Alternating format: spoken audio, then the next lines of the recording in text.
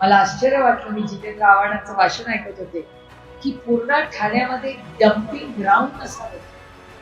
म्हणजे मला विश्वासच बसत नाही की एवढ्या मोठ्या शहरामध्ये एवढं शहरीकरण झालं, मग याच्या मूलभूत सुविधा का नाही झाल्यात मला सांगा. आणि मला गंमत या शहराची वाटते की एवढा विकास झाला, खूप लोक मोठे झाले, त्यांच्या छोट्या गाड्या मोठ्या झाल्या, त्यांची छोटी घरं बिल्डिंग पर्यंत पोहोचली, पण सर्वसामान्य माणसाच्या आयुष्यात चांगला बदल झाला नाही.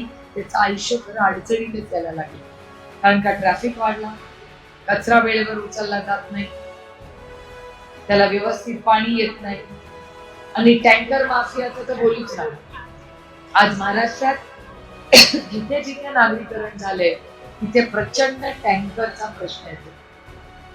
मी तुम्हाला शब्द देते आणि हे रेकॉर्ड करून ठेवा की ठाण्यामध्ये आमची सत्ता आल्यानंतर पहिला आम्ही काय मोडून काढू, तो हा टँकर माफिया आम्ही मोडून काढू, ही मी तुम्हाला जबाबदारी देते.